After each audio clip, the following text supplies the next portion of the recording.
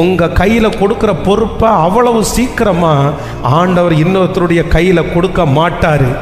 அது உங்களை கொண்டுதான் கர்த்தர் செய்து முடிக்கணும்னு நினைப்பாரு. நீங்க மட்டும் எதிர்மறையான எண்ணத்தோட வாழாம நீங்க பாசிட்டிவா ஆண்டவருடைய சமூகத்தில் எழுமி நில்லுங்க. உங்களை கொண்டு செய்ய வேண்டியதை கர்த்தர் உங்களை கொண்டு செய்து முடிக்கிறதற்கு கர்த்தர் வல்லவராய் இருக்கிறார்.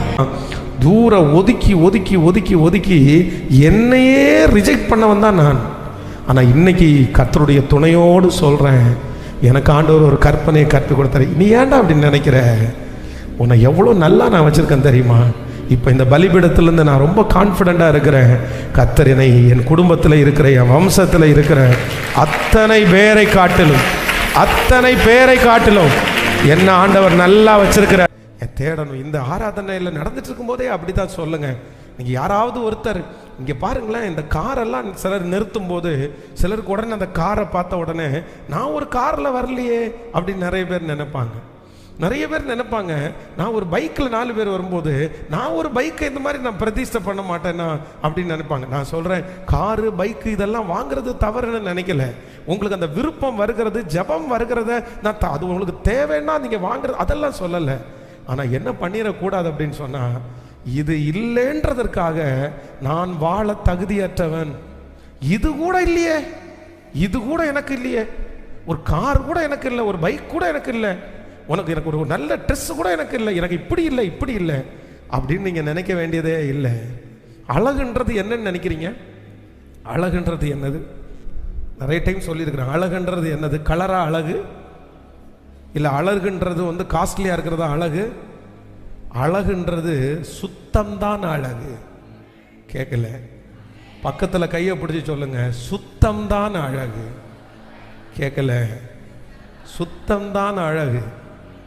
நீங்க அழகுன்றத வேற எதையுமே நீங்க நினைக்கிறீங்க, அது காஸ்ட்லியான பொருளோ சின்ன பொருளோ அதை நீங்க சுத்தமா வச்சிருந்தீங்கன்னா அந்த பொருள் மாதிரி அழகு வேற ஒண்ணுமே. சிலர் அவ்வளோ கருப்பாக இருப்பாங்க, ஆனால் எப்படி இருப்பாங்கன்னா ஃப்ரெஷ்ஷாக இருப்பாங்க. அப்படியே நல்ல நகம் எல்லாம் வெட்டி மூஞ்செல்லாம் நல்லா கழுவி நீட்டாக தலையை வாரி சீவி அழகாக இருக்கிற பழைய துணியை நீட்டாக அயன் பண்ணி அப்படியே போடுவாங்க பாருங்க. அவங்கள நீங்கள் நிறைய பேர் ஒரு கலராக இருக்கிறது தான் நிறைய பேர் கலர் அழகுன்னு நினைக்கிறாங்க. அப்படி கிடையாது. என்கிட்ட ஒரு பிரதர் வந்தார் ஒரு நாள், பிரைஸ் தி லார்ட் அப்படின்னு சொன்னார். நானும் ஒரு நாள் பிரைஸ் தி லார்டுன்னு சொன்ன உடனே கையை பார்த்தாரு. நான் எதுக்குடா இவர் கையை பார்க்குறாருன்றக்காக நானும் அவருடைய கையை பார்த்த உடனே அவருடைய கை ரொம்ப வெள்ளையாக இருந்துச்சு. ஆள் கருப்பாக தான் இருந்தார், கை மட்டும் வெள்ளையாக இருந்துச்சு. அப்போ நான் கேட்டேன் அவர்கிட்ட, எனக்கு ரொம்ப ஒரு நெருக்கமானவர் தான். அவர்கிட்ட கேட்டேன், பிரதர் என்ன பிரதர் உங்களுடைய உடம்பெல்லாம் கருப்பாக இருக்குது, பட் கை மட்டும் வெள்ளையாக இருக்குது, இது எப்படி பிரதர்? பாஸ்டர், இந்த கைக்கு நான் எவ்வளோ செலவு பண்ணுறேன் தெரியுமா அப்படின்னாரு. இல்லை, பொதுவாக மூஞ்சிக்கு தான் செலவு பண்ணுவாங்க பிரதர். எல்லாருமே முகம்தான் வெள்ளையாக இருக்கணும்னு நினைப்பாங்க. பட் ஃபஸ்ட் டைம் கை வெள்ளையாக இருக்கணும்னு ஒரு மனுஷனை இப்போ தான் பார்க்குறேன். நீங்கள் கை வெள்ளையாக இருக்கணும்னு நினைக்கிறதுக்கு என்ன காரணம்னு கேட்டேன். அது ஒன்றும் காரணம் இல்லைங்க, நம்ம சொல்கிறது மாதிரி தான் இந்த சப்ப காரணங்களெல்லாம் சொல்லுவாங்கல்ல. என்னன்னா, அவர் ஒரு தொழில் அதிபர்கிட்ட வேலை பார்த்துருக்கிறாரு. இவர் இப்போ தொழில் அதிபர் ஆயிட்டாரு. அந்த தொழில் அதிபதி சொல்லி கொடுத்துருக்கிறாரு, எப்பா நீ எவ்வளோ பெரிய ஆஃபீஸரை பார்க்கும் போதும் உனக்கு என்ன சுத்தமாக இருக்கோ இல்லையோ, உனக்கு எதுக்கு சுத்தமாக இருக்கணும்? கை சுத்தமாக இருக்கணும். கை வெள்ளை வெள்ளேன்னு இருந்துச்சுன்னா, கை அழகாக இருந்துச்சுன்னா அவங்க கை கொடுக்கும் போதே ஒரு கான்ஃபிடென்ட் வரும். உன்னை பார்த்த உடனே அந்த ஆர்டர் கொடுத்துருவாங்க. அதனால இவர் இப்போ எதுக்கு மூஞ்சிக்கு போடுறதை விட்டுட்டு இப்போ எதுக்கு போட ஆரம்பிச்சிட்டாரு? நல்லா இருப்பீங்க பிரதர், வேற என்ன சொல்றதுக்கு அவர்கிட்ட எப்படி இருக்கு? அப்போ அழகுக்காக ஆண்டவருடைய பிள்ளைகளே, நம்ம அழகா இருக்கணும்ன்றதுக்காக எதையுமே நம்ம எக்ஸ்ட்ரா அப்படி செய்ய வேண்டியதில்லை. இப்போ இந்த டிரான்ஸ்ஜெண்டர் இருக்காங்க பாருங்களேன், டிரான்ஸ்ஜெண்டர் அந்த நிறைய பேர் நீங்க பார்த்துருப்பீங்க. நம்ம வீடு பக்கத்தில் இருக்கிறோம், அவங்கள நம்ம நேசிக்கிறோம், அவங்களுக்காக நம்ம அது அவங்களுக்காக நம்ம ஜெபம் பண்ணுறோம். ஆனால் நீங்கள் அவங்க எல்லாரையும் நீங்கள் பார்க்கும்போது அவங்க எல்லாருமே என்ன பண்ணியிருப்பாங்கன்னா தங்களை அலங்கரிச்சிருப்பாங்க. இப்போ உங்களை பார்த்து கேட்குறேன், அவங்க அலங்கரிச்சுக்கிறத பார்த்து இன்னும் கொஞ்சம் குறைச்சிக்கலாமே அப்படின்னு தோணி இருக்கா உங்களுக்கு? கேட்கல. இவ்வளோ இவ்வளோ இவ்வளோ கண்மை போடணுமா, இவ்வளோ லிப்ஸ்டிக் போடணுமா, ஸோ இவ்வளோ அவங்க க்ரீமை போடணுமா? அப்போது நிறைய நேரத்தில் அவங்க நமக்கு என்னவா தெரியுறாங்கன்னா, அவங்க எல்லார மாதிரி மனிதர்களாக இருந்தாலும் தனியாக சில டைம் தெரிவாங்க. காரணம் என்னென்னா, அவங்கள்ட்ட இருக்கிற அந்த தாழ்வு.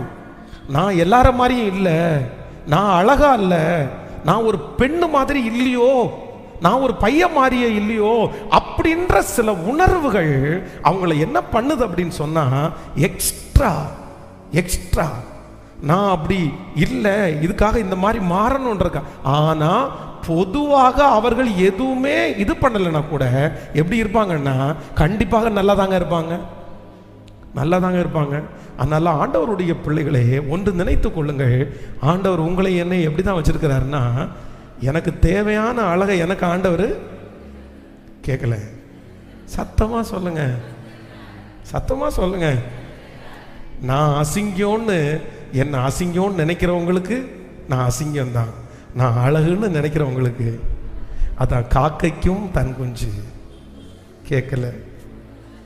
எந்த அம்மாவாவது எந்த அப்பாவாவது கறிக்கட்ட மாதிரி இருக்கிற அந்த பிள்ளைய எடுத்து கொஞ்சும் போது என்னதான் கொஞ்சிருக்காங்க பாரு, துரை மாதிரி இருக்கான். யார மாதிரி இருக்கானாமோ? கேட்கல. ஒரு அம்மா ஒரு பிள்ளை எடுத்து கொஞ்சுது, எனக்கு கையில் அந்த பிள்ளை நல்ல கருத்த குழந்தை எடுத்துட்டு, துரை இதுக்கு முன்னாடி துரைய பார்த்துருக்கீங்களா? துரைன்ற பேரை யாருக்கு வச்சிருக்காங்க தெரியல. ஆனால் அந்த அம்மாவுக்கு அந்த குழந்தை என்ன அழுதம்? சத்தமாக சொல்லுங்க. அழகு, தங்கம், செல்லம் அப்படின்னு கொஞ்சிறாங்க பாருங்க. அப்போ எல்லாருடைய கண்ணுக்கும் நம்ம நிறைய நேரத்தில் அழகா இருக்க மாட்டோம். ஆனால் உலகத்தில் இருக்கிற ஒரு மனுஷனுடைய கண்ணுக்கு அழகா இல்லைனாலும் எங்க அப்பாவுடைய கண்ணுக்கும் என் கண்ணுக்கும் நான் அழகா இருந்தால் போதுமானது. எனக்கு தேவையானதை கர்த்தர் எனக்கு தந்திருக்கிறார். No negative. தாழ்வு மனப்பான்மையில் நீங்கள் போக வேண்டாம். உங்களை நீங்கள் இன்ஃபீரியரை நீங்கள் ஃபீல் பண்ண வேண்டாம். நீங்கள் நினச்சி பாருங்க. ஒரு நிமிஷம் உங்களை அப்படியே ஜெபம் பண்ணிட்டு அடுத்த இதுக்கு போகிறேன். யாரோ ஒருத்தருக்காக ஆண்டவர் தெளிவாக பேசுகிறாரு. யாரோ ஒருத்தருக்கு, பிரதர் நீங்கள் கண்டிப்பாக இந்த இன்ஃபீரியர்லேருந்து வெளியே வந்து தான் பிரதர் ஆகணும், சிஸ்டர் வந்து தான் சிஸ்டர் ஆகணும். உங்களை ஆண்டவர் எவ்வளோ எட்டாத உயரத்தில் வச்சிருக்காரு தெரியுமா? எவ்வளவு எட்டாத உயரத்தில் வச்சிருக்க பாருங்களேன். நீங்க வாழ்கிற வாழ்க்கையை எத்தனை பேர் ஆசைப்படுறாங்க தெரியுமா? அவங்களுக்கு நிறைய பேருக்கு அந்த வாழ்க்கை கிடைக்கல. உங்க வாழ்க்கையை மிஸ் பண்றவங்க எத்தனையோ பேர் இருக்கிறாங்க. உங்களை மாதிரி இருக்கணும்னு நினைச்சு நிறைய பேரால இருக்க முடியல. அப்போ ஒப்பிட்டு பார்க்கும்போது ஆயிரக்கணக்கான ஜனங்கள் உங்க வாழ்க்கைக்கு ஆசைப்படும் போது நீங்க எப்படி உங்களை குறித்து குறைவா நீங்க நினைக்கலாம்?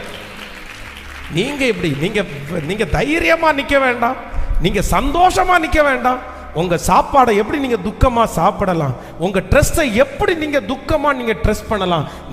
இந்த சத்தத்தை கேட்கிற வாலிப தங்கச்சி, கேர்ள்ஸ், நீ ரொம்ப கவனம். நீ உன்னுடைய வாழ்க்கையை தயவு சரி இன்ஃபீரியரா நீ ஃபீல் பண்ணாத. ஆண்டவர் உன்னை எவ்வளவு நல்லா வச்சிருக்காரு தெரியுமா? எவ்வளோ நல்லா வச்சிருக்காரு. ஆனால் நீ போடுற ட்ரெஸ்ஸை போடும்போது கூட நீ துக்கத்தோட போடுற, நீ சாப்பிடும்போது கூட துக்கமாக நீ சாப்பிட்ற, நீ வாழ்றதே துக்கமாக வாழ்ற. ஏன் துக்கமாக வாழ்றேன்னா, உனக்கு முன்னாடி இருக்கிற சிலரை பார்த்து இவங்கெல்லாம் இப்படி இருக்கும்போது நான் ஏன் இப்படி இருக்கிறேன்னு சொல்லி நீ உன்னை துக்கப்படுத்திக்கிற. ஆனால் ஆண்டவர் இன்னைக்கு முகமுகமாய் உன்னோட தெளிவாக பேசுறாரு. நிறைய பேரை காட்டிலும் உன்னை ரொம்ப நல்லா வச்சிருக்கிற மகளே, நீ துக்கப்படுறது மாதிரி எதுவுமே இல்லை. இது உனக்கு கொடுத்திருக்க வாழ்க்கை. நீ சந்தோஷமாய் வாழு, பலத்தோடு வாழு. அவர்கள் பலனை விட அதிக பலன் உன்னிடத்திலே இருக்கிறது. அவர்கள் ஞானத்தை விட உனக்கு அதிக ஞானம் இருக்கிறது. அவர்களை விட பல மடங்கு நல்ல கைகளை மேல தட்டி முழு பலத்தோடு Thank you Jesus. இப்போ ஆவியானுடைய மகிமை ஒவ்வொரு மேலும் ஊற்றப்படுவதாக, அந்த தாழ்வு மனப்பான்மை இப்ப எடுக்கப்படுவதாக. இயேசுவே, இயேசப்பா, கர்த்தர் எவ்வளவு பெரிய நிலைமையில வைத்திருக்கிறார் என்கிறதை. ஹல்லேலூயா, ஹல்லேலூயா. இந்த சவுல் ராஜா மாதிரி நீங்க யாருமே மாறிடாதீங்க. பாருங்க, இவ்வளவு இருந்தும் ஒரே ஒரு இன்ஃபீரியாரிட்டி அவனை எங்க வரைக்கும் கொண்டு போய் நிறுத்திச்சு பாருங்களேன். சூசைடு வரைக்கும் கொண்டு போய் நிறுத்திடுச்சு. தற்கொலை பண்ற வரைக்கும் போயிட்டான். வேற எதுவும் கிடையாது. இந்த இந்த சின்ன வயசுலே இவனுடைய மனசுக்குள்ள இருந்த இந்த இன்ஃபீரியாரிட்டியை இவன் வந்து அழிக்கல. சின்ன வயசுல அவங்க அம்மா அழிச்சிருக்கணும், அவங்க அப்பா அழிச்சிருக்கணும். இந்த பேரண்ட்ஸ் ஒவ்வொருத்தரும் பிள்ளைங்க வந்து இந்த மாதிரி சொல்லும் போது நீங்க அவங்களுக்கு சொல்லுங்க, சரிப்பா உனக்கு இந்த வயசு இப்படி இருக்கும், சரியாயிருவ, நீ கொஞ்சம் ட்ரை பண்ணு, கொஞ்சம் கிளியர் பண்ணிக்கோ, சரியாயிரும் அப்படின்னு சொல்லுங்க. உங்க பிள்ளைங்க நிறைய பேர் உங்களிடத்துல வந்து சொல்லுவாங்க, எனக்கு வெக்கமா இருக்குது, எனக்கு அப்படி இருக்குது அப்படின்னு சொல்லும்போது நீங்க சொல்லுங்க, அதை என்கரேஜ் பண்ணாதீங்க. இந்த சவுல் ராஜாவை சின்ன வயசுல இவனுக்குள்ள ஒரு விதை இருக்கிறத யாருமே அழிக்காம விட்டாங்க. அது கொஞ்சம் கொஞ்சமா வளர்ந்து கடைசியில யாரோட போட்டி போடுறான் பாருங்க. தாவீது எங்க மூலை, சவுல் எங்க இருக்கிறான். தாவீது அந்த ஊர்ல அப்பதான் வளர்ந்து வருகிற ஒரு இளைஞன், ஒரு ஆடு மேய்க்கிற ஒரு ஆட்டு இடையன்.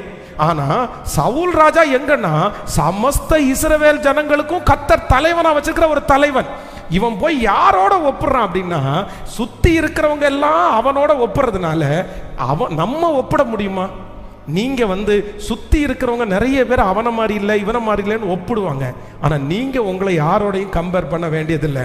நீங்க ஒரு தனி யூனிக்கான பர்சன். நீங்க தனியாய் அழைக்கப்பட்டவர்கள். உங்க ஒவ்வொருத்தருக்கும் ஒவ்வொரு திறமையை கர்த்தர் வச்சிருக்கிறாரு. ஒவ்வொருத்தருக்கும் ஒரு அபிஷேகம் வச்சிருக்கிறாரு. யாரும் யாரோடையும் கம்பேர் பண்ண வேண்டிய அவசியமே கிடையாது. அவங்க வாழ்க்கை அவங்க சந்தோஷமாய் வாழ்ந்தாலே போதுமானது. அதுதான் நம்முடைய பெரிய வெற்றி. ஆமென் சொல்லுங்க பார்க்கலாம். நம்புறீங்களா? நினைக்கிறீங்களா? எல்லாருமே ஒரு நிமிஷம் அப்படியே கண்களை மூடி நீங்க நினைங்க, ஆண்டவர் உங்களை எப்படி என்ன நல்லா வச்சிருக்காரா இல்லையா? நல்லா வச்சிருக்கிறாரா இல்லையா? வாலிப தம்பி, ஆண்டவர் தம்பி தங்கச்சி நல்லா வச்சிருக்கிறாரா இல்லையா? உன்னை இவ்வளோ நல்லா இல்லை, இன்னும் நல்லா வைப்பார். உலகத்தில் இருக்கிறவனை விட உங்களுக்குள்ள இருக்கிற இயேசு பெரியவராச்சே. அப்படியே முழு மனதோடு எனக்கு ஒரு நல்ல குடும்பத்தை தான் ஆண்டவரை நீங்க தந்திருக்கிறீங்க, ஒரு நல்ல கணவனாரை தான் ஆண்டவரை நீங்க தந்திருக்கிறீங்க. சொல்லுங்க மனசார அப்படி நினைச்சு சிஸ்டர், உங்க சூழ்நிலையில வந்து யாருமே காப்பாற்றப்படக்கூட முடியாது சிஸ்டர். அவங்க உயிரோட கூட வாழ்ந்திருக்க மாட்டாங்க. இதுக்கு முன்னாடி அவங்க மரணம் அடைஞ்சிருப்பாங்க. ஆனா ஆண்டவர் இந்த தண்ணீரை உங்களை அழகா கடக்க வச்சாரு பாருங்க. இந்த பிரச்சனையை அழகா கடக்க வச்சாரு பாருங்க. இந்த பிள்ளையை இவ்வளவு தூரம் வளர்த்துறதுக்கு பலன் தந்தாரு பாருங்க. இல்ல நீங்க அவங்களை எல்லாரும் இதோட இருக்கிறாங்களே, எல்லாரும் கணவனாரோட இருக்கிறாங்க, எல்லாரும் இதோட இருக்கிறாங்க, எனக்கு மட்டும் அப்படின்னு நினைக்க வேண்டியதே இல்லை. ஹல்லேலூயா. ஆண்டவர் பெரியவர் பெரியவர் பெரியவர் பெரியவர். அவர் எனக்கு எல்லாவற்றையும் தந்திருக்கிறார், எல்லாவற்றையும் ஆண்டவர் தந்திருக்கிறார். நன்றி சொல்லுங்க, மனதார நன்றி சொல்லுங்க. ஈடு இணையில்லா மகிமை எனக்கு ஒரு நாள் வரும். ஈடு இணையில்லா மகிமை எனக்கு தேடி வரும். நான் சோர்ந்து போக வேண்டிய அவசியம் இல்லை. ஈடு இணையில்லா மகிமை என்னை தேடி வரும். ஹல்லேலூயா. எல்லாருடைய கரங்களை தட்டி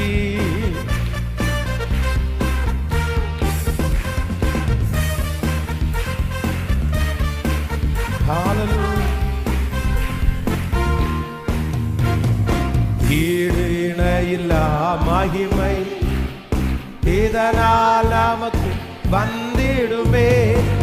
ஈடு இணையில்லா மகிமை இதனால் நமக்கு வந்திடுமே. சோர்ந்து போகாதே, நீ சோர்ந்து போகாதே, சோர்ந்து போகாதே, நீ சோர்ந்து போகாதே. அதி சீக்கிரத்தில் நீங்கிவிடும் இந்த லேசான உபத்திரவம். அதி சீக்கிரத்தில் நீங்கிவிடும் இந்த லேசான உபத்திரவம். உள்ளார்ந்த மனிதன் நாளுக்கு நாள் புதிதாக்கப்பாடும் இந்த நேரம் இது. உள்ளார்ந்த மனிதன் நாளுக்கு நாள் நேரம் இதே. சோர்ந்து நீ சோர்ந்து போகாதே,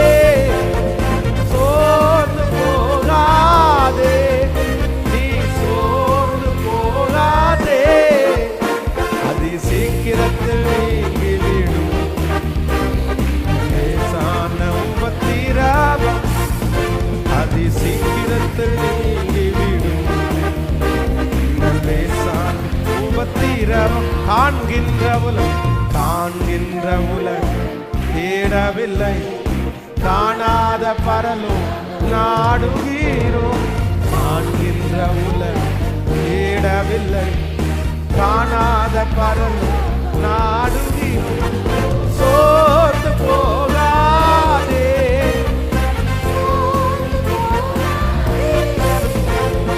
சோர்ந்து போகாதே, நீ சோர்ந்து போகாதே. அதி சீக்கிரத்தில் நீங்கிவிடும் இந்த லேசான உபத்திரவம், அதி சீக்கிரத்தில் நீங்கிவிடும் இந்த லேசான உபத்திரவம். ஹல்லேலூயா. இந்த மைக்கேல் ஜாக்சன் அந்த ஒரு மிகப்பெரிய பாப் இசை கலைஞன், லட்சக்கணக்கான கோடிக்கணக்கான ஜனங்களை தன் வசம் படுத்தின ஒரு மனுஷன். அவருடைய சாக வேண்டிய வயசில், ரொம்ப சீக்கிரமான வயசில் அவர் இறந்து போனார்.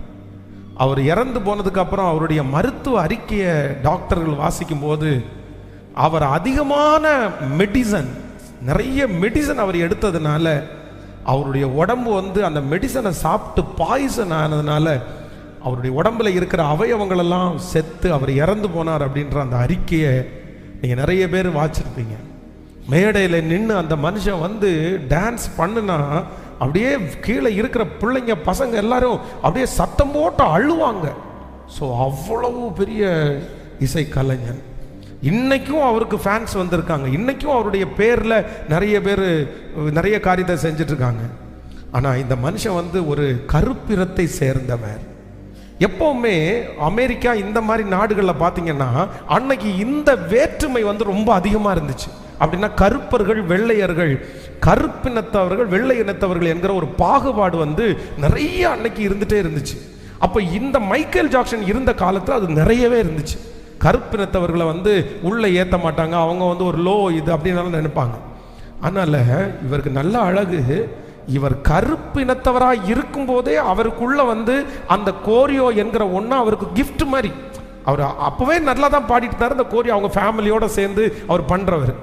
ஆனால் அவர் என்ன நினச்சார் அப்படின்னு சொன்னால், நம்ம கொஞ்சம் வெள்ளையாக மாறி நம்ம கொஞ்சம் இருக்கிறத விட அழகாக மாறிட்டோன்னா நிறைய பேர் நம்மளை ஏற்றுக்கொள்ளுவாங்க அப்படின்னு நினச்சி தன்னுடைய சரீரத்தை ஆப்ரேஷன் பண்ண ஆரம்பித்தார். அந்த ஆப்ரேஷன் பண்ணி பண்ணி பண்ணி பண்ணி கடைசியில் இடையில அவர் கொஞ்சம் சிக்காகி இந்த மாதிரி உடம்புல நிறைய மருந்து எடுக்கக்கூடிய சூழ்நிலையில் தள்ளப்பட்டு தன்னுடைய திறமைகளை கடைசி வரைக்கும் செய்யக்கூட முடியாமல் தன்னுடைய வாழ்நாளில் இடையிலே அவர் இறந்துட்டார். அப்போது ஆண்டவருடைய பிள்ளைகளை ஒன்று நீங்கள் நன்றாய் நினைத்து கொள்ளுங்கள். இல்லாத ஒன்றை கர்த்தர் நமக்கு கிடைக்காத ஒன்றை யாரோ ஒருத்தரை பார்த்து பார்த்து பார்த்து இது எனக்கு இல்லை, இது எனக்கு இல்லை, இது இல்லை என்ன நீங்கள் நினைக்கிறத விட உங்களுக்கு இருக்கிறத வச்சு ஆண்டவர் உங்களை மேன்மையாய் நடத்துறதுக்கு வல்லவராக இருக்கு. 85 வருஷம் 90 வருஷம் இதுக்கு மேலே இந்த உலகத்தில் நம்ம பெருசாக வாழ போகிறதில்லை. மோஸ்ட்லி ரொம்ப இது போனால் 100 years. ஆண்டவருடைய வருகை தாமதிச்சா ஒரு 100 வருஷம், அதுக்கு மேலே யாரும் வாழ போகிறதில்லை. இந்த 100 வருஷத்துக்குள்ள நீங்கள் கடைசியாக இந்த உலகத்தை விட்டு போகும்போது நீங்கள் என்ன செஞ்சாலும் எதுவுமே உங்கள் கூட வரப்போகிறதில்லை, எதுவுமே வரப்போகிறதில்லை. ஆனால் நீங்கள் கடைசி உயிரோடு இருக்கும்போது மறிக்கிற டைமும் உங்களுக்குள்ள ஒரு சந்தோஷம் இருக்கும் பாருங்க, ஒரு சந்தோஷம் இருக்கும் பாருங்க. என் வாழ்க்கையை நான் இவ்வளவு பிரச்சனையிலையும் என் வாழ்க்கையை நான் நல்லா வாழ்ந்துட்டேன். இனி ஒன்றும் இல்லை, இனி அங்கே போனால் போதும், இனி அங்கே போனால் போதும். இந்த திருப்தி இருக்கு பாருங்க. இந்த உலகத்தில் ஆண்டவர் நம்மளை கொண்டு வந்ததுக்கு அந்த திருப்தி இருக்கு பாருங்களேன். அந்த திருப்திக்கு நேராய் ஆண்டவர் உங்களை கொண்டு போவார் அப்படின்னு நான் நம்புகிறேன். ஹல்லேலூயா. நம்பர் 1, முதலாவது தாழ்வு மனப்பான்மையிலிருந்து நீங்கள் வெளியே வருவதற்கு ஒன்று நினைத்து கொள்ளுங்கள். மற்றவர்களுக்கு முன்பாக என்னை அலங்கரிக்கிற ஒரு தேவன் என்னோடு கூட இருக்கிறார், என்னோடு கூட இருக்கிறார். நம்பர் 2, இரண்டாவதாக தாழ்வு மனப்பான்மையிலிருந்து நீங்கள் வெளியே வர வேண்டும் என்றால் உங்களுக்கு இருக்கிற நெகட்டிவ், உங்களுக்கு இருக்கிற தோல்விகள் எல்லாம் பார்க்க வேண்டாம். உங்களுக்கு இருக்கிற ஆசீர்வாதத்தை மட்டும் நீங்கள் பார்த்தாலே போதுமானது. ஆமென். வேதம் சொல்கிறது, சகைவை குறித்து வேதம் சொல்கிறது, அவன் குள்ளனானபடினால். என்னது? நீங்கள் லூக்கா 19ஆம் அதிகாரம் 3வது வசனத்தை வாசிக்கும் போது, இயேசு எப்படிப்பட்டவரோ என்று அவரை பார்க்க வகை தேடினான். அவன் குள்ளனானபடியினால் ஜனக்கூட்டத்தில் அவரை காணக்கூடாமல் அவர் போகும் வழியிலே முன்பாக ஓடி அவரை பார்க்கும்படி ஒரு காட்டத்தி மரத்தில் ஏறினான். ஆமென். கவனிங்க, அவனுக்கு அரசாங்கத்தில் பதவி இருந்துச்சு, நல்ல சம்பளம் இருந்துச்சு. ஆனால் ஒரே ஒரு நெகட்டிவ், ஒரே ஒரு குறைவு. அவன் என்னவா இருந்தான்? சத்தமா சொல்லுங்க, கேட்கல. ஒரு முள் ஒன்று இருந்துச்சு, எல்லாம் இருந்துச்சு, ஒன்று மட்டும் இல்லை. ஆனால் உலகத்தில் இருக்கிற மொத்த பேரும் எதையுமே பார்க்கல, அவனுடைய குள்ளத்தை மட்டும்தான் பார்த்தாங்க. ஆனால் இயேசு அவனுடைய குள்ளத்தையே பார்க்கல, அவனுடைய உள்ளத்தை மட்டும்தான் பார்த்தாங்க. ஆமென். இயேசுவுக்கு நீங்கள் கருப்பாக இருக்கீங்களோ, நீங்கள் சிவப்பாக இருக்கீங்களோ, நீங்கள் உயரமாக இருக்கிறீங்களோ, எதுவுமே அவருக்கு தெரியாது. அவருக்கு என்ன மட்டும்தான் தெரியும்னா, என் பிள்ளைன்னு மட்டும்தான் அவருக்கு தெரியும். அவருக்கு நான் பிள்ளையா இருந்தா போதுமானது, அதை விட வேற என்ன வேணும்? அவர் என்னை ரசிக்கிறார்ல, அதை விட வேற என்ன வேணும்? அவர் என்ன ஒரு நாளும் விழத்தள்ளல இல்லை, அதுக்கப்புறம் என்ன வேணும்? அவர் என்ன ரொம்ப நல்லா வச்சிருக்கிறார்ல, அதை தவிர வேற என்ன வேணும்? அதனால இப்போலேருந்து நினைக்க ஆரம்பிங்க.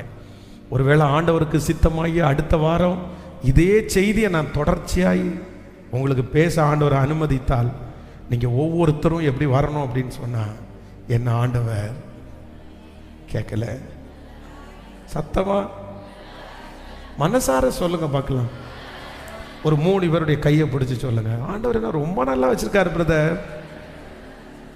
அந்த சொல்ற டோன்லே வரணும். நிறைய பேர் எப்படி சொல்றீங்க தெரியுமா? செத்தவங்க கையில் வெத்தலை கொடுத்தது மாதிரி, நல்லா வச்சிருக்காரு, இப்படி ஒரு பிறவி தேவையா?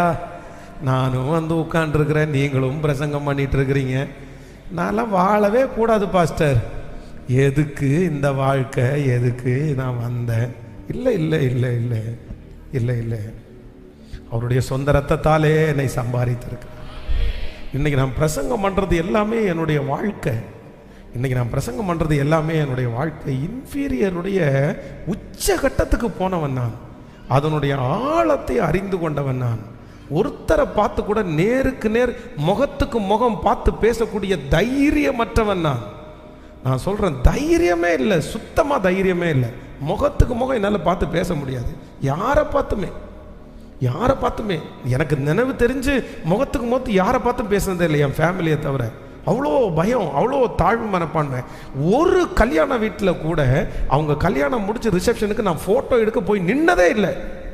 ஃபோட்டோவை பார்க்கவே முடியாது. ஏன் அப்படின்னா அவ்வளோ இன்ஃபீரியர். நம்ம ரொம்ப அசிங்கமாக இருக்கிறோம், நம்ம குடும்பம் ரொம்ப மோசமாக இருக்குது, நம்ம போய் எதுக்கு போய் அவங்கள்ட்ட ஃபோட்டோ எடுத்து நம்மளை பார்க்கவா போகிறாங்க?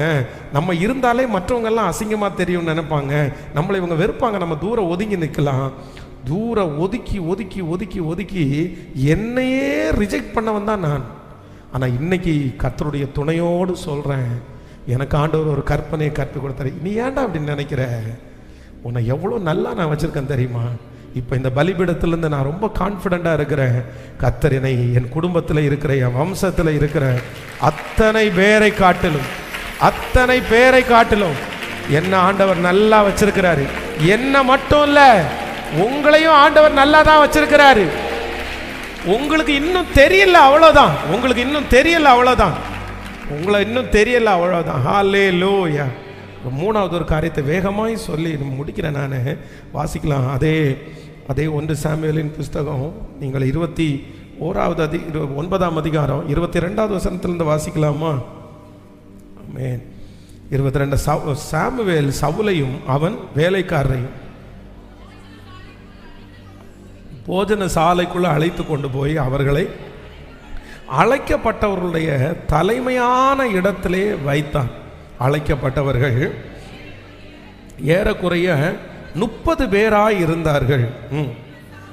பின்பு சாமுவேல் சமயக்காரனை பார்த்து, நான் உன் கையிலே ஒரு பங்கை கொடுத்து வைத்தேனே, அதை கொண்டு வந்து வையன். இன்னொரு வசனத்தை வாசிக்கலாம். யாத்திராகமம் 4ஆம் அதிகாரம் 10வது வசனம் 11வது வசனத்தை வாசிக்கலாமா? யாத்திராகமம் 4ஆம் அதிகாரம் 10, 11. அப்பொழுது மோசே கர்த்தரை நோக்கி, ஆண்டவரே, இதற்கு முன்னாவது தேவரீர் உமது அடியானுக்கு பேசுனதற்கு பின்னாவது நான் வாக்கு வல்லவன் அல்ல, நான் திக்குவாயும் மந்த நாவும் உள்ளவன் என்றான். அடுத்து, அப்பொழுது கர்த்தர் அவனை நோக்கி, மனுஷனுக்கு வாயை உண்டு பண்ணினவர் யார்? ஊமையனையும் செவிடனையும் பார்வை உள்ளவனையும் குருடனையும் உண்டாக்கினவர் யார்? கர்த்தராய நான் அல்லவா? ஆதலால் நீ போ, நான் உன் வாயோடே இருந்து நீ பேச வேண்டியதை உனக்கு போதிப்பேன் என்றான். அதற்கு அவன், ஆண்டவரே, நீர் அனுப்ப சித்தமாயிருக்கிற யாரையாகிலும் அனுப்பும் என்றான். அப்பொழுது கர்த்தர் மோசையின் மேல் கோபம் மூண்டவராகி, லேவியனாகிய ஆரோன் உன் சகோதரன் அல்லவா? அவன் நன்றாய் பேசுகிறவன் என்று அறிவேன். அவன் உன்னை சந்திக்க புறப்பட்டு வருகிறான். உன்னை காணும்போது அவனுடைய இருதயம் மகிழும். நீ அவனோட பேசி அவன் வாயில் வார்த்தைகளை போடு. நான் உன் வாயிலும் அவன் வாயிலும் இருந்து நீ செய்ய வேண்டியதை உனக்கு உணர்த்துவேன் என்றான். கையை உயர்த்தி ஒரு ஹல்லேலூயா. கவனிங்க, இந்த இடத்துல நம்பர் 3, மூணாவது ரொம்ப இன்ஃபீரியரா இந்த உலகத்திலே வாழ்ந்த ஒரு தேவ மனுஷன் யார் அப்படின்னு சொன்னா, வேதம் சொல்லுது மோசே. இந்த மோசே ஆனா இவனுடைய வாழ்க்கை ரொம்ப நமக்கு முன்னாடி பெரிய அர்த்தம் உள்ளது. அத்தனை பேரும் வேதம் சொல்லுகிறது, அந்த நயல் நதியில அத்தனை பேருடைய பிள்ளை, இவனுடைய வயசுல இருக்கிற அத்தனை பிள்ளைகளுடைய உயிரும் நயல் நதியில சாகும் போது அதே நயல் நதி இவனை காப்பாற்றுகிற நதியாய் மாறினது. அந்த நதியில நிறைய பேருடைய ரத்தம் ஓடுது ஆறா. ஆனா அந்த நயல் நதியில இவன் பாதுகாப்பா வர்றான். எந்த ராஜா அரண்மனையிலிருந்து குழந்தைகள் எல்லாம் சாகடிக்க வேண்டும் என்கிற செய்தி புறப்படுகிறதோ, அந்த பார்வோனுடைய வீட்டில் ஆண்டவர் ஒரு பெண்ணை தெரிந்து கொண்டு அந்த வீட்டில் இவன் மகனாய் வளர்கிறான். ஆண்டவர் இவனை காப்பாத்தினது, கொண்டு வந்தது எவ்வளோ எவ்வளோ எவ்வளோ எப்படிலாம் கர்த்தர் கொண்டு வந்திருக்கிறார். ஆனா இடையில வந்த ஒரு சூழ்நிலை, இடையில வந்த ஒரு தாழ்வு, இடையில வந்த ஒரு குறைவு அவனுக்குள்ள என்ன கொண்டு வந்துச்சுன்னா தாழ்வு மனப்பான்மையை கொண்டு வந்துருச்சு. நம்ம நல்லா வாழ்ந்து நம்ம கெட்டுட்டோம், நம்ம நல்லா இருந்து கெட்டுட்டோம். இவனுடைய மனசுல என்ன நினைச்சிட்டார் அப்படின்னு சொன்னா, இனி நம்ம நல்லாவே வர மாட்டோம்னு ஒரு முடிவு பண்ணிட்டார்.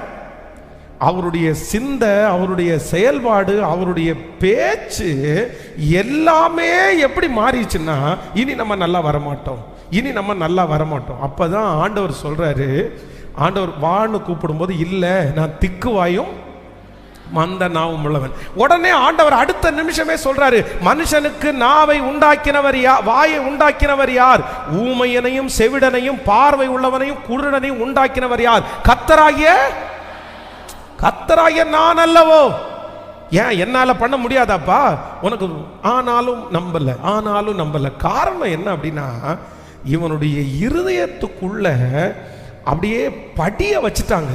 இவங்களுடைய சிந்தையில, பேச்சில், இவங்களுடைய எண்ணத்துக்குள்ள நான் இனி சரியாக மாட்டேன்ற ஒரு பிம்பத்தை தன்னுடைய மனசுக்குள்ள ஃபிக்ஸ்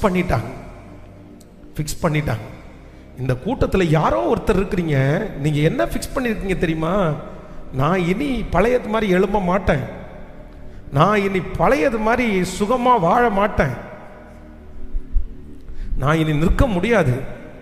யாரோ ஒருத்தர் சொன்னது உங்க வாழ்க்கையில எடுத்த சூழ்நிலை உங்க மனசுல திரும்ப திரும்ப திரும்ப ரிப்பீட் ஆகி நெகட்டிவ் எண்ணம் உங்களுடைய இருதயத்துக்குள்ள அப்படியே நிறைஞ்சிருக்குது.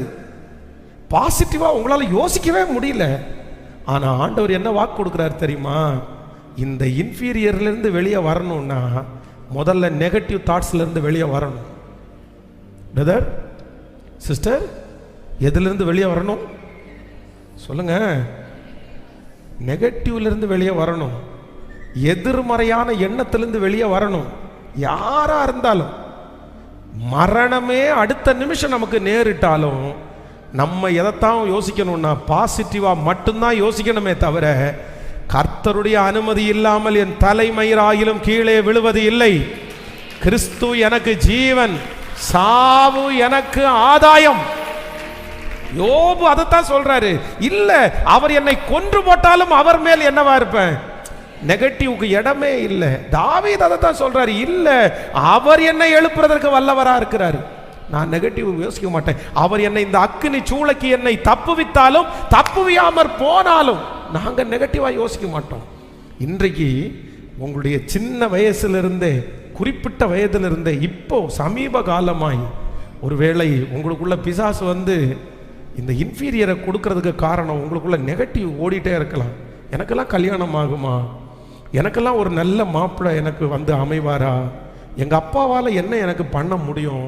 எனக்கு ஒரு நல்ல வேலை அமையுமா? இப்படியெல்லாம் ஓடிட்டே இருக்கலாம். ஆனால் ஆண்டவர் உங்களை பார்த்து தான் கேட்குறாரு, மனுஷனுக்கு வாயை உண்டு பண்ணினவர் யார்? பிரதர், உங்களை உண்டு பண்ணினது யாரு? சிஸ்டர், உங்களை உண்டு பண்ணது யாரு? இதுவரையிலும் உங்களை தப்பு வச்சது யாரு? இதுவரையிலும் உங்களை கொண்டு வந்தது யாரு? நீங்க பட்டயத்துக்கு தப்பினவர்கள். நீங்க நிறைய பேர் விறகான கொள்ளிக்கு நீங்கள் தப்பினவர்கள். நீங்க நிறைய பேர் சமுத்திரத்திற்கு தப்பினவர்கள். இந்த சபையில இந்த சத்தத்தை கேட்கிற நிறைய பேர் சமுத்திரத்திலே உங்களோடு சேர்ந்த நிறைய பேர் அழிந்து போனார்கள். ஆனால் பெரு வெள்ளம் உங்கள் மேல் மோதி அடித்து அந்த சமுத்திரத்திற்கு ஆண்டவர் உங்களை தப்பிச்சார். யாரும் நிற்க முடியாத, எதிர்த்து நிற்க முடியாத சமுத்திரத்திற்கு ஆண்டவர் தப்பிச்சார்.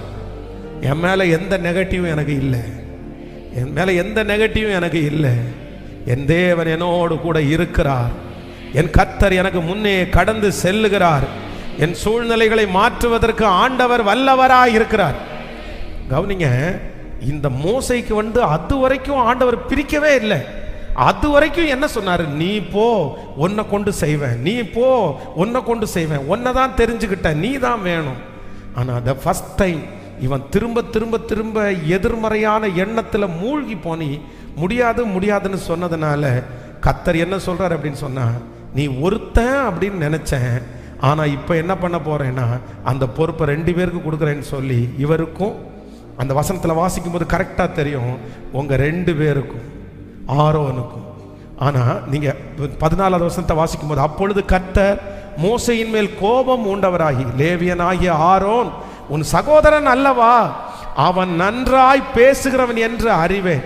அவன் உன்னை சந்திக்க புறப்பட்டு வருகிறான். உன்னை காணும் போது அவனுடைய இருதயம் மகிழும்.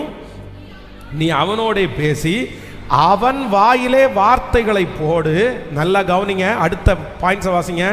நான் உன் வாயிலும் அவன் வாயிலும் இருந்து. ஹலோ, ஃபர்ஸ்ட் என்ன ஆண்டவர் சொன்னாரு? ஃபர்ஸ்ட் ஒரே ஒரு ஆப்ஷன் தான் ஆண்டவருக்கு இருந்து, உன் வாயின் மூலம், உன் மூலம், உன்னை கொண்டு. ஆனா இவனுக்குள்ளே இருந்த அந்த நெகட்டிவ் எதிர்மறையான எண்ணம் வந்து இப்ப எப்படி கொண்டு வந்துச்சு அப்படின்னா, உன் வாயிலும் அவன் வாயிலும்.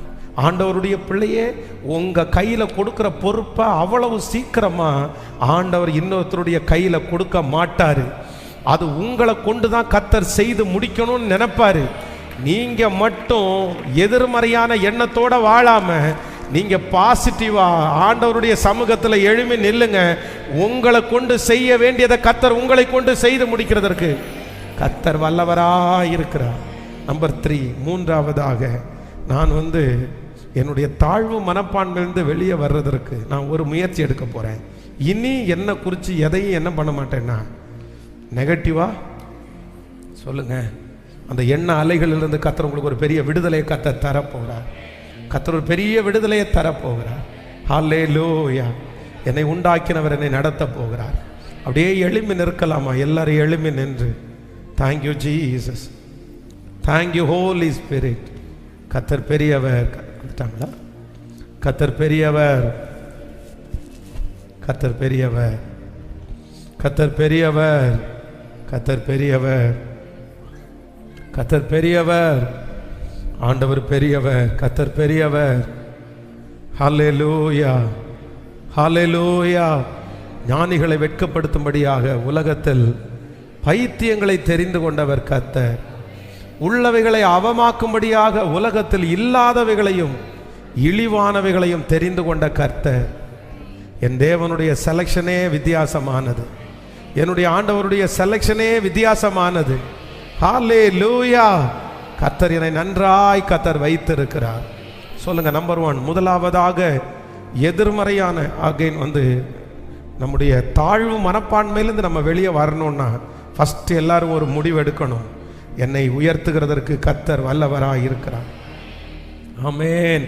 உள்ளவைகளை அவமாக்கும்படி உலகத்தில் இல்லாதவைகளையும் இழிவானவின் தெரிந்து கொள்ளுகிற கர்த்தர். நான் எந்த காரியத்தை குறித்து நான் ரொம்ப ஃபீல் பண்ணுறேனோ, அப்படின்னா மனசில் இன்ஃபீரியராக இருக்கிறேனோ, அந்த காரியத்திலிருந்து என்னை தேறினவனாய் நிறுத்துறதற்கு என் கர்த்தருக்கு லேசான காரியம். நான் தீர்க்க தரிசனமாக சொல்கிறேன். எந்த காரியத்தை குறித்து நீங்கள் ரொம்ப நெகட்டிவாக ஃபீல் பண்ணுறீங்களோ, இல்லை எந்த காரியத்தை நினச்சி நீங்கள் இன்ஃபீரியராக ஃபீல் பண்ணுறீங்களோ, அந்த காரியத்தை உங்களுக்கு ப்ளஸ்ஸாக மாற்ற ஒருத்தர் இருக்கிறாரு. அந்த காரியத்தை உங்களுக்கு ஆசீர்வாதமாய் மாற்றுக்கு ஒருத்தர் இருக்கிறாரு. என் கையில் சம்பாதிக்கிறதெல்லாம் பொத்தலாக போடப்படுது பாஸ்டர்னு சொல்கிறீங்களா? உங்கள் கைகளை கர்த்தர் பிளஸ் பண்ணி நிரம்பி வழிகிற பாத்திரமாக மாற்றுறதுக்கு ஆண்டவரால் முடியும். ஆண்டவரால் முடியும். நீங்க எந்த காரியத்தை குறித்து குறைவா நினைக்கிறீங்களோ அதுவே உங்களுக்கு பலனா மாறும். அதான் ஆண்டவர் சொல்கிறார், உன் பலவீனத்தில் என் பலன் பூரணமாய் விளங்கும். நான் பலவீனமாய் இருக்கும் போதே நான் பலன் உள்ளவனாய் இருக்கிறேன். ஹல்லேலூயா. இந்த ஆண்டு முடிகிறதுக்குள்ள இங்க இருக்கிற நிறைய பேர் சாட்சி சொல்லுவீங்க. என்ன சாட்சி சொல்லுவீங்கன்னா, என்கிட்ட எந்த விதமான தாழ்வு மனப்பான்மையும் இல்லை. No inferiority. நான் எல்லாருக்கும் முன்னாடி தைரியமா போய் நிற்கிறேன். நான் தைரியமா போய் நிற்பேன். கர்த்தர் எனக்கு எல்லாவற்றையும் தந்திருக்கிறார். ஹல்லேலூயா. ஒன்றும் மற்றவங்களுக்கு நடக்காததெல்லாம் ஒன்றும் உங்களுக்கு நடந்துடல. நல்லா கவனிச்சுங்க. யாரும் கடந்து போகாத பாதையெல்லாம் ஒன்றும் நீங்க கடந்து வரல. எல்லா வீட்லையும் வீட்டுக்கு வீட்டு சொல்லுங்க, சத்தமா சொல்லுங்க. ஆனா யாருக்கும் எதுவுமே உங்களுடையது சிலருக்கு தெரிஞ்சிருக்கு, சிலருக்கு தெரியல, அவ்வளோதான். அதுக்காக உங்களை நீங்கள் குறைச்சி நான் அவனை போல இல்லைன்னு நீங்கள் வெளியில் இருந்து பார்க்குறதுக்கு அப்படி தான் தெரியும். அதான் ஒரு டைம் ஃபாஸ்டிங் ப்ரேயரில் கூட சொன்னேன். மிகப்பெரிய கோடீஸ்வரனான அம்பானி அவருடைய மகன் கடந்த நாட்களிலே அவருடைய மேரேஜ் நடக்கிற டைமும் அந்த தேங்க்ஸ் கிவிங் மீட்டிங்க்கு அவர் ஒரு பேட்டி கொடுத்துருந்தாரு. அவர் கையில் அம்பானியினுடைய மகனை நீங்கள் நிறைய பேர் பார்த்துருப்பீங்கன்னு நினைக்கிறேன். ரொம்ப வெயிட்டாக அப்படியே நிற்பார். நின்றுட்டு மைக்கை பிடிச்சிட்டு அவர் அவருடைய வாயிலேருந்து அந்த வார்த்தையை நான் எதிர்பார்க்கவே இல்லை. அப்படின்னா அவங்க கோடிக்கணக்கான சொத்துடையவங்க. அவங்களுடைய கார் வைக்கிறதுக்கு அவங்க வீட்டில் 2 ஃப்ளோரை அதுக்காகவே விட்டுருக்காங்க. அவங்க கார் மதிப்பு பல கோடி ரூபாய். ஆனால் அந்த பையன் மைக்கை பிடிச்சிட்டு சொல்கிறான், நீங்கள் நிறைய பேர் நினைப்பீங்க என் வாழ்க்கை பஞ்சு மெத்த வாழ்க்கைன்னு நினைப்பீங்க. ஆனால் உண்மையிலே சொல்ல போனால் உங்கள் அத்தனை பேரை காட்டிலும் என் லைஃப் முள்ளுள்ள வாழ்க்கை அப்படின்னு அவன் சொன்னான். நான் முள்ளில் நடக்கிறேன். எனக்கு அவ்வளோ பெரிய ஒரு பலவீனம், அவ்வளோ பெரிய ஒரு வியாதி. எங்கள் அப்பா என்னை ரொம்ப நல்லா பார்த்துக்கிறாரு. எங்கள் அப்பா நினச்சா எனக்கு அவ்வளோ சந்தோஷமாக இருக்குது. என் வாழ்க்கை நீங்கள் நினைக்கிற மாதிரி சந்தோஷமானதே இல்லை. அவ்வளோ பெரிய கோடீஸ்வரனுடைய மகன். அப்போது அவங்களெல்லாம் கம்பேர் பண்ணி பார்க்கும்போது உங்கள் கண்ணுக்கு முன்னாடி தான் அப்படி தெரியுது சிஸ்டர், தெரியுது பிரதர். ஆனால் ஒப்பிட்டு பார்த்தா உங்களையும் என்னையும் மாதிரி ஆமென் வருதா? உங்களையும் என்னையும் மாதிரி கர்த்தர் யாரை வச்சிருக்கிறாரு? இத்தகைய ஆசீர்வாதத்தை பெற்ற ஜனம் எது? கர்த்தரை தெய்வமாய் கொண்ட ஜனம். கர்த்தரை தெய்வமாய் கொண்ட ஜனம் பாக்கியம் உள்ளது. நமக்கு ஒரு கவலையும் இல்லை. நமக்கு ஒரு கவலையும் இல்லை. ஏன் கவலை இல்லை? இந்த உலக வாழ்க்கை எனக்கு என்ன வீடு தான்? ஜஸ்ட் ஒரு வாடகை வீடு தான். ஆமென். எனக்கு ஒரு வீடு இருக்குது, எனக்கு ஒரு வீடு இருக்குது, அவ்வளவுதான். அது சொந்தமான வீடு. எனக்கு அதை கர்த்தர் கட்டிட்டு இருக்கிறாரு. இந்த உலகம் எனக்கு டெம்பரவரி. இங்க கண்ணை மூடுனா நான் அங்க போய் சொர்க்கத்துல கண்ணை திறப்பேன். கிறிஸ்து எனக்கு ஜீவன், சாவி எனக்கு ஆதாயம். இந்த உலகத்தை குறிச்ச எந்த நம்பிக்கை எனக்கு இல்லை. எனக்கு தெரியும் எவ்வளோ பெரிய மக அலெக்சாண்டர் ஆனாலும் உலக நாடுகளே பிடிச்சாலும் சாகும்போது 2 கையிலையும் வெளியே விட்டுட்டு என்ன கையை வெளியே விட்டே அடக்கம் பண்ணுங்கப்பா, ஏன்னா இத்தனை நாடுகளை நான் பிடிச்சாலும் நான் கொண்டு போறது ஒன்றும் இல்லைன்னு அலெக்சாண்டர் சொல்லலாம். ஆனா நமக்கு எல்லாருக்கும் ஏற்கனவே தெரியும் நம்ம எதையுமே கொண்டு போவது இல்லை. இந்த உலக வாழ்க்கையும் நமக்கு பிளஸ் தான். பரலோகத்தில் போய் தேவன் நம்மை நன்றாய் வைத்திருக்கு. ஆமென். நம்ம இனி கவலைப்படக்கூடாது, இனி கவலைப்படக்கூடாது. ஆமென். இன்பீரியரை சுப்பீரியராகவும் காமிக்க கூடாது. இன்பீரியரும் வேண்டாம், சுப்பீரியரும் வேண்டாம். நம்ம யாரா இருந்தா போதும். கேட்கல, நம்மளா இருந்தா போதும். ஜென்ரலா அப்படியே ஓகே பிரைஸ் லார்ட், அப்படியா ஸ்தோத்திரம். ரொம்ப அவங்க புகழ்த்தும் போது எஸ்ட்ராட் அப்படியே ஆகாம, ரொம்ப தாழ்த்தும் போது அப்படியே ரொம்ப டவுனும் ஆகாம, அப்படியெல்லாம் ஒன்று புகழ்த்தவும் செய்வாங்க, இகழ்த்தவும். Okay right praise lord. புகழ்த்தினா கர்த்தருக்கு ஸ்தோத்திரம், இகழ்த்தினா அதுவும் கர்த்தருக்கு ஸ்தோத்திரம். பரவாயில்ல. எலும்பில்லாத நாக்கு எதை வேணாலும் பேசும், பரவாயில்ல. காய்ச்ச மரத்துக்கு தான் கல்லடி விழும் அப்படின்னு நம்மளே ஒரு மைண்டை செட் பண்ணிட்டு ஆண்டவரோடு உள்ள உறவை மட்டும் கரெக்டாக வச்சுட்டு நீங்கள் பாட்டுக்கு ரிலாக்ஸாக முன்னேறுங்க. அவ்வளோதான். எல்லாரும் சேர்ந்து பாட்டு பாடிட்டே